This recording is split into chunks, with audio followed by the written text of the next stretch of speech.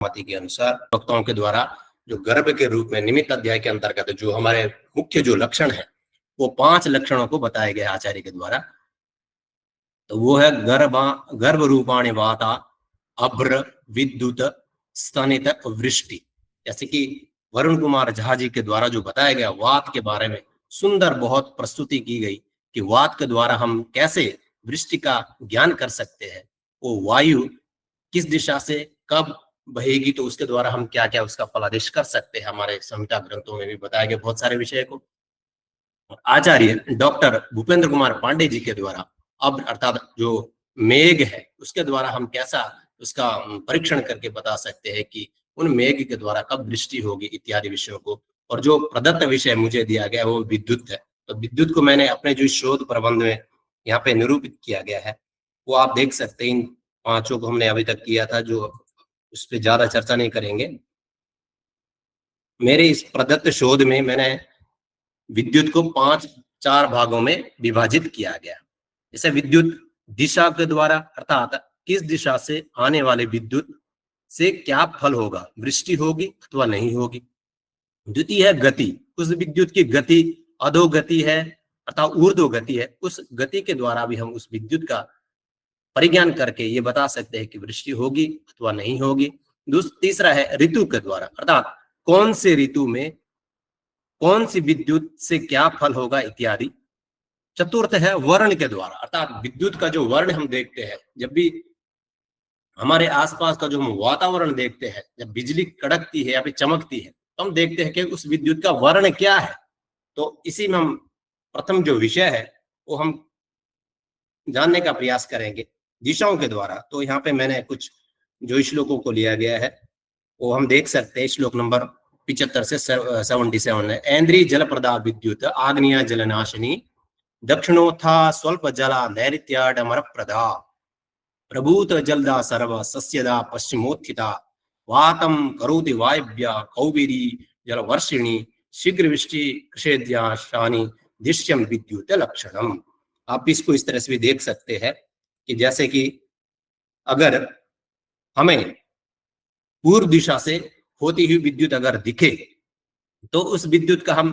कैसे हमारे संहिता ग्रंथों में जो उसका फलादेश किया गया, जो बताया गया वास्तुशास्त्र इत्यादि ग्रंथों में, तो हम बता सकते हैं कि अगर पूर्व दिशा से हमें विद्युत दिख रही है तो वो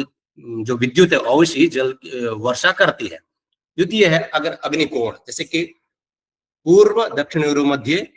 जो कोण होता है वो होता है अग्निकोण। अगर अग्निकोण से आती हुई विद्युत हमें दिखे तो वो जो विद्युत है वो क्या करती है, जल का नाश ही करती है। दक्षिण दिशा से आती हुई अगर विद्युत हमें दिखे तो क्या करती है, वो वर्षा तो करती है लेकिन कम करती है। तो यहाँ पे जो श्लोकों के द्वारा बताया गया ओझा जी द्वारा, तो यहाँ दक्षिणोत्था स्वल्प जला इति कथितम। पुनः नैऋत्य कोण के द्वारा अगर विद्युत हमें दिखे तो धुंध का छाना, कुछ आचार्य को मत में यहाँ पे डमर शब्द का प्रयोग भी किया गया है। डमर का अर्थ अमर कोश इत्यादि हम देखेंगे। तो वही जो यहाँ पे बताया गया है कि धुंध इत्यादि छाना तत् कोहरा टाइप हो जाना, अर्थात विद्युत केवल जो विद्युत उत्पन्न करती है कोहरे इत्यादि को ही उत्पन्न करती है। और अगर पश्चिम वातम करोति वायव्य, और अगर पश्चिम दिशा से हमें विद्युत हो रही है दिख रही है तो वो अधिक जल और धान्य को करती है। ऐसा यहाँ पे ओझा जी का ग्रंथ में बताया गया। और वायव्य कोण से अगर विद्युत आ रही है दिख रही तो वातम करोति वायव्य कौबेरी जलवर्षिणी। वायव्य कोण से अगर विद्युत आ रही है तो वो क्या करती है, वो वायु को अधिक उत्पन्न करती है। अर्थात अगर वायु उत्पन्न होगी तो उसी से ही हम जो मेघ इत्यादि का कल्पना करते हैं उसी के द्वारा ही हम वृष्टि का भी हमें परिज्ञान कर सकते हैं। उत्तर दिशा से शीघ्र वृष्टि कृषेशानी दृश्यम वैद्युत लक्षणम, अर्थात उत्तर दिशा की जो विद्युत है वो अवश्य ही मेघ को यहाँ पे आने की संकेत देती है। अर्थात अवश्य वहां पे उत्तर की जो आने वाली जो बिजली है, अगर उत्पन्न होने वाली बिजली है, अवश्य वो क्या करती है, मेघ को लाती है और साथ वृष्टि करती है। इसका अर्थ ये कहने का मतलब है। ईशान कोण से अगर विद्युत दिख रही है तो वो क्या करती है, तो बताया गया है यहाँ पे शीघ्रम वृष्टि ईशानी, अर्थात वो क्या करती है शीघ्र, अगर ईशान कोण से आती हुई हमें बिजली दिख रही है अर्थात चमकती हुई बिजली हमें प्रतीत हो रही दिख रही है तो क्या करती है शीघ्रम करोति वृष्टि ही, वो जो विद्युत है वो क्या करती है, शीघ्र ही क्या करती है, वृष्टि को करती है।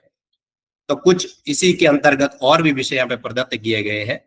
उत्तर दिशा से अगर सुनहरी, जैसे हम सब जानते हैं सुनहरी अर्थात स्वच्छ अगर बिजली हमें दिखे, साफ, जिसमें कोई धुंध इत्यादि ना दिखे, तो वो भी जो विद्युत है वो अवश्य क्या करती है, अवश्य और वर्षा को वो भी करती है। स्निग्ध बादलों में होने वाली, अर्थात स्निग्ध मतलब होता है स्वच्छ, अगर स्वच्छ बादलों में स्वच्छ बिजली हमें चमकती हुई दिखे, बिल्कुल साफ जो बादल है, जैसे कि रुई की तरह भी पूर्व वक्ताओं ने हमें बताया गया था, रुई के द्वारा भी यहाँ पे रुई को भी यहाँ पे इंडिकेट करते, मतलब इतना स्वच्छ होने के कारण अगर ऐसे बादल जो हमें दिख रहे हैं, ऐसी उसमें बिजली दिख रही है, तो वो भी क्या करते हैं, अवश्य ही वो भी किसको करती है, अवश्य ही वो भी मेघ इत्यादि अर्थात वर्षा इत्यादि का कारण बनती है। और स्निग्ध विद्युत वाले, अगर स्वच्छ किरणों वाली, तो वो भी क्या करता है, हरित कांति से दक्षिण विद्युत भी, अगर दक्षिण से विद्युत आती हमें प्रतीत हो रही है, तो वो विद्युत भी क्या करती है, वो अतिवृष्टि करती है। जैसे कि मैंने फर्स्ट स्लाइड में दिखाया गया था कि चार, मैंने अपने जो शोध पत्र में है, चार जो विद्युत को चार भागों में विभाजित किया गया है, जैसे कि अभी दिशाओं के द्वारा हमने पूर्वोक्त स्लाइडों में देखा, और अभी जो दूसरा जो रूप है, दूसरा जो स्वरूप बताया गया वो विद्युत के द्वारा, अर्थात विद्युत की गति के द्वारा, अर्थात वो विद्युत किस गति के, तो यहाँ पे आचार्य कहते हैं रश्मिविर भासयन्ती गाम यांस्यात् परदक्षिणा हरिताल अति रोमाचा सोदकम बहुवर्षति विद्युत चरतियानूनम अपरेणा उत्तरामुखी कृष्णा अभ्रस्थिता स्निग्धः चापी कुर्या जलागमम श्वेता पूर्वोत्तरा विद्युत दक्षिणस्या प्रभावती तीर्यक ऊर्ध्वं चरति सापि कुर्या जलागमम इत्यादि आचार्य के द्वारा बताया गया है। यहाँ पे हम उसका कुछ, मैंने यहाँ पे चित्र को भी यहाँ पे दिखाने का प्रयास किया गया है, जो भी इस श्लोक में है उसका यहाँ पे सार रूप में, यहाँ पे चित्र रूप में मैंने प्रदर्शित करने का प्रयास किया है। जैसे कि अगर पश्चिम से उत्तर की ओर कड़कती हुई बिजली दिखे तो उसका क्या फल है, तो आगे इसमें हम देखने का प्रयास करेंगे। देखिए यहाँ पे बताया गया है, अगर विद्युत पश्चिम से दक्षिण दिशा की ओर जाती हुई प्रतीत हो, अर्थात दिख रही है, और साथ साथ वो विद्युत क्या करती है, जैसे कि बहुत कड़कड़ाहट होकर के भी वो भूमि को बिल्कुल चमकती हुई, भूमि भी जब हम देखते हैं चमकते बिल्कुल सफेद हो जाती है जब बिजली है, अगर हम इसके द्वारा भी देखने का प्रयास करते हैं तो वो विद्युत भी क्या करती है, उस विद्युत के द्वारा भी हम अधिक वर्षा का अनुमान लगा सकते हैं। दूसरा है, अगर पश्चिम से उत्तर की ओर जाती हुई हमें, जैसे गति, मैंने जो दूसरा पॉइंट लिया गया है गति के द्वारा, अगर वो जो विद्युत है हमारी पश्चिम से उत्तर की ओर जाती हुई प्रतीत हो रही है, साथ में उस विद्युत के साथ काले बादल भी साथ साथ हो अथवा स्निग्ध बादलों से युक्त हो, अर्थात यहाँ पे दो विषय और बताने का प्रयास करना चाहता हूं, अर्थात एक तो दिशा, दूसरा जो विद्युत की जो वर्ण है उसके विषय में हम आगे चर्चा करेंगे। तो यहाँ पे बताने का प्रयास ये किया जा रहा है आचार्य के द्वारा, अगर पश्चिम से उत्तर की ओर जाती हुई विद्युत प्रतीत हो और उस विद्युत में काले बादल भी हो, साथ साथ स्वच्छ बादल से युक्त बिजली हो, तो भी वो क्या करती है, अधिक वृष्टि को का यहाँ पे संकेत देने का प्रयास करती है। तीसरा है सफेद विद्युत, जैसे कि मैंने बताया रुई के द्वारा, रुई के जैसी अगर विद्युत हमें ईशान से दक्षिण की ओर जाती हुई प्रतीत हो, साथ साथ वही बिजली, वही जो हमारे पास जो विद्युत है, अर्थात जो विद्युत है वो टेढ़ी मेढ़ी, उसको कहते हैं, यहाँ पे टेढ़ी मेढ़ी का प्रयोग किया गया आचार्य के द्वारा, अभी यहाँ पे हिंदी के अर्थ में, और ऊर्ध्व गति को हो रही है, तिर्यक गति जिसको बोलते हैं, और ऊर्ध्व गति की ओर जाती हुई अगर विद्युत प्रतीत हो रही, अर्थात सफेद विद्युत ईशान कोण की ओर, सफेद विद्युत ईशान कोण से दक्षिण दिशा की ओर अगर प्रतीत हो रही है, तो उसके द्वारा भी हम ये पता कर सकते हैं कि यहाँ पे अतिवृष्टि होगी। यहाँ पे इसमें भी हमने देखने का प्रयास किया था, अब जैसे देख सकते हैं यहाँ पे ये कुछ चित्रों के द्वारा मैंने बताया था, यहाँ पे अभी जिसका मैंने स्टार्टिंग में उपयोग किया था, उस चित्रों को मैंने यहाँ पे केवल जो हमारा श्लोक है और हिंदी अर्थ है उसको हम डायरेक्ट यहाँ पे इंडिकेट करके भी देख सकते हैं। पश्चिम से उत्तर की ओर और ईशान से दक्षिण की ओर अगर जाती हुई बिजली प्रतीत हो रही, यहाँ पे चित्रों के द्वारा भी देख सकते हैं हम, तो उस विद्युत के द्वारा भी हमें ये जानना चाहिए कि ये जो विद्युत है ये वर्षा का द्योतक, अर्थात ये विद्युत को अर्थात ये मेघ और वर्षा को करने वाली होती है।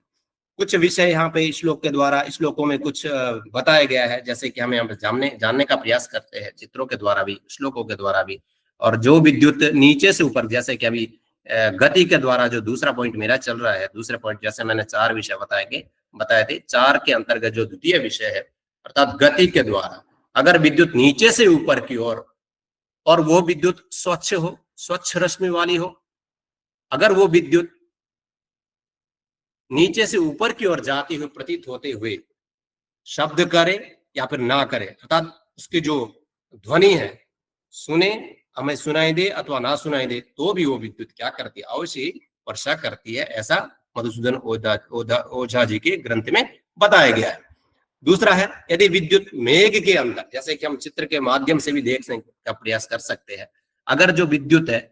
केवल हमें गड़गड़ाहट दिख रही है लेकिन कहाँ हो रही है, लेकिन वो विद्युत अगर मेघ के अंदर नीले वर्ण की, ताम्र वर्ण की या सफेद वर्ण की हो और बहुत तेज तेज आवाज करती है, तो वो भी विद्युत जो है वो वृष्टि का ही कारक होती है, ऐसा बताया गया है।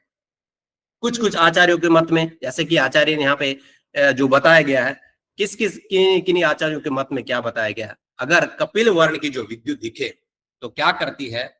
कपिल वर्ण की जो विद्युत है वो वायु के निमित्त बताई गई, अर्थात हम उस वायु के, उस विद्युत के द्वारा ये भान कर सकते हैं कि जो वायु है ये आने वाली है, अर्थात बहने वाली है। तृतीय है, अगर लाल रंग की विद्युत है तो क्या करती है, वो धूप के निमित्त बताएगा, अर्थात तेज धूप होगी अथवा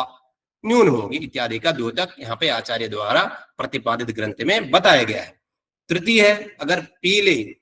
पीत वर्ण की अगर विद्युत हमें दिखे तो, और वही वृष्टि अगर काले रंग के विद्युत, पीले रंग की वृष्टि लिए हुए काले रंग की विद्युत, अर्थात यहाँ पे 2 विषय है, पीली रंग की वृष्टि जो विद्युत है अथवा उसमें काले रंग के बादल हो, तो वो जो विद्युत है वो क्या करती है, दुर्भिक्ष को उत्पन्न करती है, ऐसा मधुसूदन ओझा जी के ग्रंथ में बताया गया है। तीसरा है, जो पॉइंट नंबर 3 है हमारा, ऋतु के द्वारा, अर्थात ऋतु के द्वारा हम कैसा जान सके कि कौन से ऋतु में किस विद्युत के द्वारा वर्षा होगी अथवा नहीं होगी, तो यहाँ पे बताया गया है श्लोक नंबर 87 से 88 श्लोक के अंतर्गत बताया गया है, विद्युतो न च वर्षन्ति श्यामा ताम्रा हिमर्षु रक्ता पीताश्च शिशिरे श्वेता नीला श्वेता वसंत के हरिन मधुनिभा ग्रीष्मे पारुक्षा यश्च निश्चला वर्षासु ताम्राश्च गौराश्च नीला शरदि निर्जला। अर्थात अगर क्रमशः श्याम वर्ण की अर्थात ताम्र वर्ण की विद्युत अगर हेमंत ऋतु में हमें देखने को मिले तो वो जो विद्युत है वो भी वर्षा से रहित होती है, अर्थात वो विद्युत वर्षा को नहीं होने देती। दूसरा है, अगर लाल एवं पीले वर्ण की विद्युत शिशिर ऋतु में हमें देखने को मिले तो भी वो भी जो विद्युत है वो क्या करती है, वो भी जल से रहित करती है, अर्थात वो भी वृष्टि नहीं करती है। नीले एवं पीले वर्ण की जो विद्युत है अगर वसंत ऋतु में हमें देखने को मिले तो वो भी जो विद्युत है वो जल रहित ही रहती है, अर्थात वो भी वृष्टि को नहीं होने देती। हरे एवं मधुर वर्ण की, मधु जैसे कि हम जानते हैं मधु वर्ण, जैसे कि हरे वर्ण की और मधु वर्ण की अगर विद्युत हमें ग्रीष्म ऋतु में देखने को प्रतीत हो रही है अर्थात दिख रही है, तो भी वो जो विद्युत है वो भी क्या करती है, जल को रहित करती है, अर्थात वो भी जो विद्युत है वो वर्षा को नहीं करती है। स्थिर एवं रूखी का मतलब उसमें जो विद्युत है उसमें कई तरह के अलग अलग पार्टीशंस अगर हमें देखने को मिले तो वो जो भी, ये भी जो विद्युत है ये भी वर्षा काल में अगर हम देखने को प्रतीत हो रही है तो भी वो क्या हमें जल से रहित ही करती है, ऐसा बताया गया है। गौर और नील वर्ण की जो विद्युत है अगर वो शरद ऋतु में हमें देखने को मिले तो वो भी विद्युत जो है जल रहित होती है, ऐसा आचार्य के श्लोकों में, श्लोक नंबर 87 से 88 में बताया गया है। तो कुछ मैंने अयोध्या कांड इत्यादि को भी इसके बारे में कि और ग्रंथों में भी क्या इस विद्युत के बारे में बताया गया है। तो अयोध्या कांड के 93 नंबर अध्याय में 12वें नंबर श्लोक में आप देख सकते हैं, वायु प्रविद्धा शरदी मेघ जाला इवांबरे, अर्थात शरद ऋतु में अगर गौर और नील वर्ण की विद्युत देखने को मिले तो वो भी जो विद्युत है वो क्या करती है, वो भी वर्षा का द्योतक नहीं है, अर्थात उस समय वर्षा नहीं होती है, ऐसा आचार्य का कथन है। तीसरा जो पॉइंट है हमारा, वर्ण के द्वारा हम कैसा जान सकते हैं कि किस वर्ण की विद्युत कहाँ पे वर्षा करती है, अर्थात वो जो विद्युत है वो वर्षा जो करने का जो प्रोसेस है वो किस तरह से करती है, अर्थात तो हम देख सकते हैं यहाँ पे श्लोक नंबर 89 में बताया गया है, अभ्रेषु रक्ता रक्तेषु हरिता हरितेषु च नीला नीलेषु वर्षति विद्युस्तासां सुयोनिजा,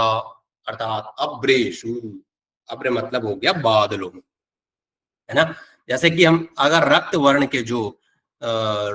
की विद्युत हमें देखने को मिल रही है तो उस विद्युत की वर्षा कौन से बादलों में होती है, तो यहाँ पे बताया अभ्रेषु रक्ता रक्तेषु, रक्त बादलों में ही वो क्या करती है, वृष्टि करती है। आगे हम इसके बारे में और भी थोड़ा डिटेल्स में जानने का प्रयास करेंगे। हरिता हरितेषु च, और जो हरित विद्युत हमें देखने को मिल रही है वो क्या करती है, हरे बादलों में ही उसका वो वृष्टि करने का जो प्रोसेस है वो उसमें ही करती है। दूसरा है नीला नीलेषु वर्षति विद्युस्तासं सुयोनिजा, अगर नीले वर्ण की विद्युत है जो नीले बादलों में ही वो वर्षा करती है। और भी थोड़ा मैंने इसमें ढूंढने का प्रयास किया है, रामायण के अयोध्या कांड के 93 अध्याय में 8वां नंबर श्लोक है, एतत् प्रकाशते दूरात् नील मेघा निभम वनम, अर्थात जब रामचंद्र जी से मिलने भरत वन की ओर चल दिए तो उस समय भी उन्होंने वहां पे महर्षि वाल्मीकि ने बताया गया है कि जो मेघ वो किस रंग के थे, जो वहां पे जो सेना थी वो किस तरह से लग रही थी, तो नील मेघ, तो यहाँ पे एतत् प्रकाशते दूरात् नील मेघ निभम वनम, अर्थात जो मेघों, जो उनकी सेना है, जो महर्षि जो महाराज भरत जी की जो सेना है वो किस तरह से लग रही है, जो आस पास जब वो वन में जा रहे थे तो वो नील मेघ के समान प्रतीत अर्थात दिखाई दे रही थी, इत्यादि का यहाँ पे आचार्य ने वर्णन किया है। तो हम इसमें देख सकते जैसे कि श्लोकों में अभी हमने देखा कुछ वर्णों का, तो आप हम इसको हर दिन अपने जीवन में भी देख सकते हैं, जब जो वृष्टि के होने से पहले विद्युत के जो वर्ण है उस वर्ण के द्वारा भी हम ये जान सकते हैं। देखिए यहाँ पे लाल रंग की, जैसे अभी बताया गया पूर्वोक्त श्लोक में, जो लाल वर्ण की जो विद्युत हमें देखने को मिलती है, प्रतीत हो रही है, और जो अनेक अनेक वर्ण यहाँ पे देखने का हम प्रयास कर सकते हैं।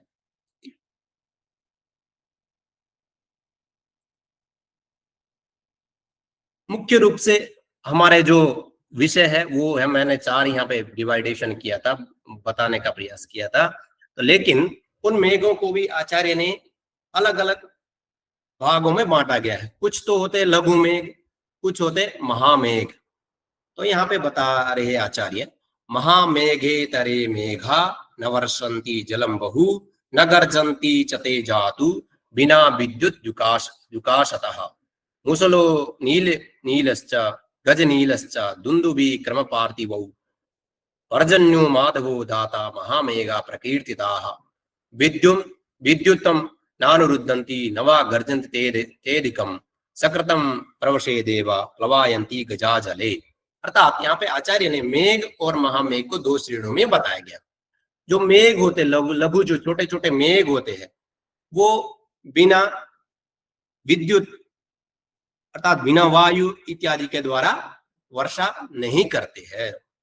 लेकिन जो महामेघ है तो यहाँ पे बताते हैं विद्युत नानुरुद्धन्ति नवा गर्जन्ति तेदिकम, अर्थात अगर विद्युत जो महामेघ है उसमें ना तो अधिक गर्जना होती है, ना ही उसमें अति जो वायु बहती है इत्यादि नहीं होते, वो महामेघ जब गरजते हैं तो पूरे ब्रह्मांड को ही जलमय कर देते हैं। इसी से संबंधित रामायण में भी बताया गया है, दक्षिणाम दिशमावृत्या महामेघा इवोत्थिता, अर्थात जब महाराज भरत जी रामचंद्र जी से मिलने वन की ओर जा रहे थे तो महर्षि वाल्मीकि ने महामेघों का भी वहां पे वर्णन किया गया कि जो महामेघ है उसकी घटा कैसे वो कैसे प्रतीत होते हैं। और जो लघु मेघ है इसमें और भी कुछ यहाँ पे इसी अध्याय के अंतर्गत और भी विषय यहाँ पे बताया गया है, लेकिन मुख्य जो हमारा यहाँ पे प्रयोजन है महामेघों के बारे में और भी कहाँ पे वर्णन बताया गया आचार्यों के द्वारा। तो यहाँ पे रामायण में भी बताया गया है कि महामेघा इवोत्थिता, तो महामेघों का वहां पे भी वर्णन है। कुछ प्रदत्त विषय है जो मुझे यहाँ पे दिया गया था, इसी में से कुछ आगे जो शुरुआती जो श्लोक में बताया गया या इसका यहाँ पे हिंदी अनुवाद करके मैंने अलग से एक यहाँ पे बताने का प्रयास किया। आप देख सकते हैं जो छोटी जाति के मेघ होते हैं वो कभी भी बिना विद्युत के अर्थात बिना वायु के इत्यादि के कभी भी वो गर्जना नहीं करती है जो विद्युत होती है, अर्थात जो मेघ होते हैं। परंतु महामेघों को ना तो विद्युत की आवश्यकता होती है, ना ही वायु की आवश्यकता होती है, ना ही गर्जना की आवश्यकता होती है, वो उनको किसी भी चीज की आवश्यकता नहीं होती है। तो यहाँ पे जब जब वो महामेघ बरसते वो एक ही बार बरसते हैं प्रलय काल के समय पे, तब पूरी जो पृथ्वी है वो जलमय हो जाती है, इसीलिए उनको महामेघ कहा जाता है। तो मेघों के भी नाम यहाँ पे आचार्य ने बताए गए हैं, मूसल, गजनील, दुंदुभि, क्रमः, पार्थिव, पर्जन्य, माधव, धाता इत्यादि और भी कुछ अलग अलग ग्रंथों में अलग इनके नाम बताए गए हैं। तो यहाँ पे महामेघ और मेघों में अंतर आचार्य ने ये बताया गया है कि अगर मेघ जो छोटे जाति के जो मेघ होते हैं अगर वो बरसते हैं तो उनको वृष्टि, विद्युत इत्यादि सबकी जरूरत होती है, इसीलिए वो वर्षा करते हैं। जो महामेघ है उनको किसी भी चीज की जरूरत नहीं होती, वो जब बरसते हैं तो प्रलय में इस संसार को कर देते हैं इत्यादि विषय को यहाँ पे लिया गया। अंतिम जो वाक्य जो शुरू का ही श्लोक है हम देख सकते हैं, ये जो वाक्य है प्रथम मुझे जो प्रदत्त विषय दिया गया था 72 से 92 तक, वो ये श्लोक जो है इसीलिए मैंने अंतिम में रखा है क्योंकि विद्युत के पर्यायवाची हम सब जानते हैं, बहुत सारे और भी हो सकते हैं, लेकिन आचार्य मधुसूदन ओझा जी के द्वारा जो दिया गया जो विषय है, जो उसमें लिखा गया जो विषय है वो इस प्रकार से बताया गया। विद्युत क्षण प्रभा मेघवा चीर प्रभा दादिनी रावती चंपा शंपा सौदामिनी तड़िता आकालिनी सदावर्ता जलदा जलपालिका क्षणांशु क्षणिका राधा चटुका चीली मीलिका सर्जूर चिर रोचिश्च चपला चंचला चला शतद्रदा अशनि नीलंचना तटिस्थिरा। अर्थात विद्युत उसको हम जैसे हम जानते हैं उसको हम क्षण प्रभा नाम से, क्योंकि थोड़ी देर तक क्षण प्रभा मतलब थोड़ी देर को हमें दिखता है, मेघ प्रभा मेघा प्रभा भाई इसका जो पर्यायवाची बताया गया मधुसूदन ओझा जी के ग्रंथ में, वो मेघ प्रभा भी उसका नाम दिया गया है विद्युत का। वीपा इत्यादि भी जो विषय है, ये सब जितने भी विषय, वीपा है, अचीर प्रभा है, आलादिनी है, ऐरावती है, चंपा है, शंपा है, सौदामिनी है, तड़ित है, अकालिकी है, उसका कोई काल नहीं होता इसीलिए, शतावर्ता है, जलदा और जलपालिका, क्षणांश क्षण कुछ क्षण के लिए वो हमें जो विद्युत है दिखती है इसलिए क्षणांश, क्षणिका, राधा, चटुका, चीलमिलिका, सुरजू,